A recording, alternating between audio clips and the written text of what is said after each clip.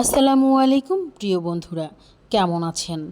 আমি আজ একজনের অনুরোধে আপনাদের সাথে শেয়ার করব কাচ্চি রান্না।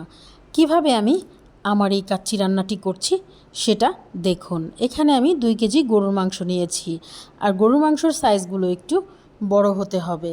আর এখানে দিয়ে দিয়েছি আমি 1.5 কাপ পরিমাণ টক দই, দিয়েছি বাদাম, কাজু বাদাম, কাঠবাদাম, পেস্তা বাদাম এবং চীনা বাদাম, সেই সাথে দিয়েছি দারুচিনি, এলাচি, লং, পোস্তাদানা, জয়ফল, জয়ত্রী, সব কিছু দিয়ে একসাথে ব্লেন্ড করে নিয়েছি।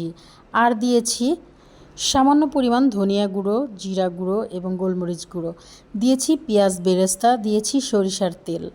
এই সব কিছু দিয়ে একসাথে ভালোভাবে মেখে নিচ্ছি। আর এখানে কিন্তু আরেকটা কথা বলা হয়নি, এখানে একটা কাচ্চি বিরিয়ানি মশলাও দিয়েছি।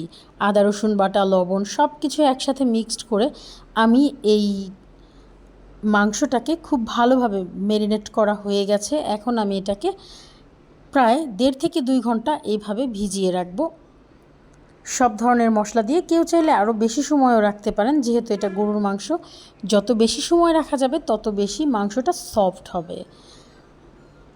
এই তো আমার সব কিছু রেডি করা হয়ে গেছে। আর এখন আমি এখানে নিয়ে নিয়েছি 1.5 কাপ পরিমাণ দুধ, দিয়েছি সামান্য পরিমাণ গোলাপ জল ও কেওড়া জল, যেটা কাচ্চি বিরিয়ানির জন্য মাস্ট প্রয়োজন।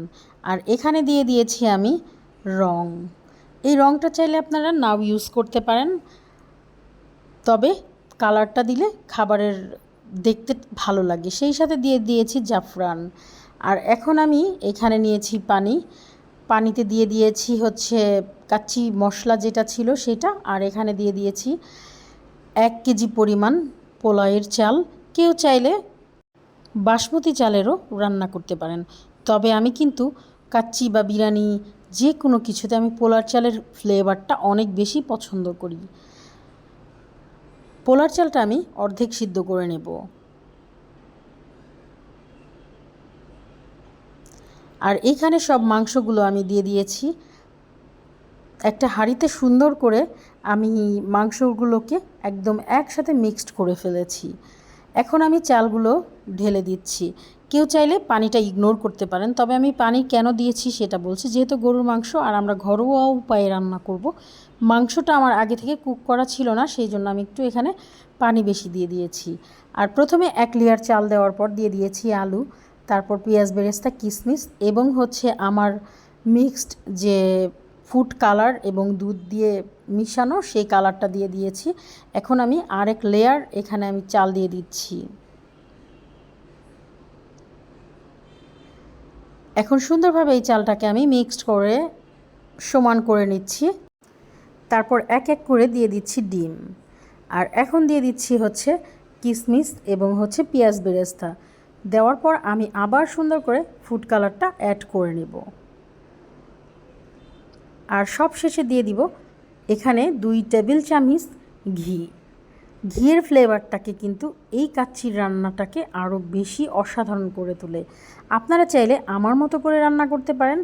আর এই রান্নাটা যে ভাই দেখতে চেয়েছিলেন সেই ভাই অবশ্যই উপকৃত হবেন আমার রান্না করা কাচ্চি ভিডিও দেখে।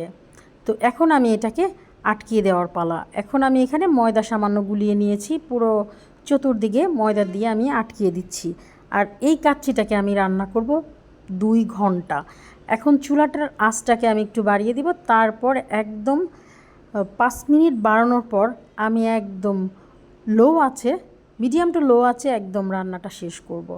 বাস আলহামদুলিল্লাহ আমার রান্নাটা শেষ হয়ে গেছে। এবার নাড়াচাড়া করে আপনাদের সাথে শেয়ার করছি আমার আজকের কাচ্চি রান্নাটা কেমন হয়েছে এবং পারফেক্ট হয়েছে কিনা। হ্যাঁ, আলহামদুলিল্লাহ খেতে যেমন পারফেক্ট ছিল এবং রান্নাটাও খুব সহজেই আমার হয়ে গেছে। আপনারা চাইলে আমার রেসিপিটি ফলো করলে অবশ্যই আমার মতো করে কাচ্চি রান্না করতে পারবেন। লাইক, কমেন্ট, শেয়ার করে পাশে থাকবেন। সবাইকে অসংখ্য ধন্যবাদ জানিয়ে আমি আমার আজকের ভিডিও এই পর্যন্তই শেষ করছি। ধন্যবাদ সবাইকে। আল্লাহ হাফেজ।